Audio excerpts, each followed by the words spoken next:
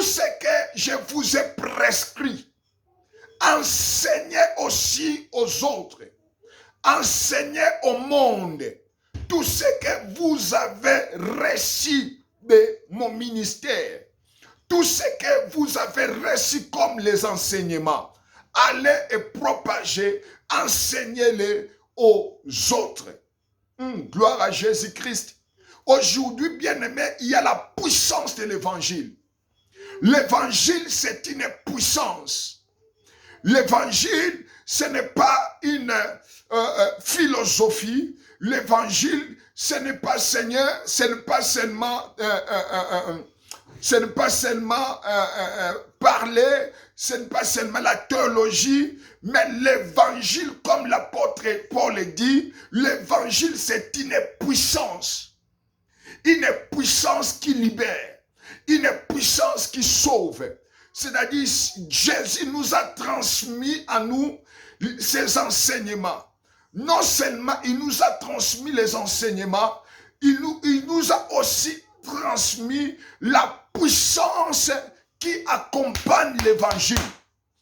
Afin que partout où nous irons pour prêcher la bonne nouvelle, qu'il y ait des miracles, des prodiges puissent être opérés pour que les aveugles voient, pour que les boiteux marchent, les gens qui sont malades soient guéris, les gens qui sont pris dans la captivité, dans la puissance sorcellérique, puissance satanique, qu'ils soient aussi délivrés. C'est ça la puissance de l'évangile.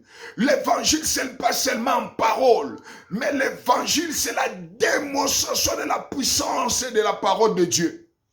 Alléluia. Karibo zarabakate sete. Écoutez-moi tout chrétien.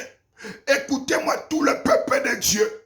Nous avons reçu quelque chose de la part du Seigneur. Voilà pourquoi on nous appelle les disciples. Qui est un disciple? Un disciple, c'est celui qui suit l'exemple de son maître. Donc nous sommes les disciples de Jésus-Christ. Nous sommes les disciples.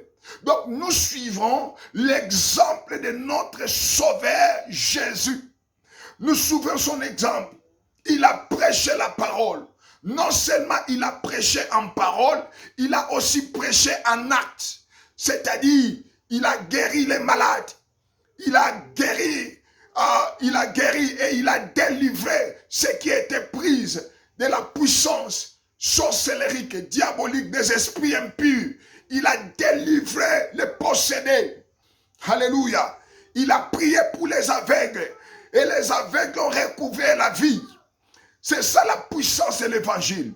L'évangile, c'est une puissance. Le temps est venu. Le temps est venu. Le temps est venu. Chaque chrétien, non seulement des pasteurs, car la puissance de l'évangile n'est pas seulement été donnée aux pasteurs, mais elle a été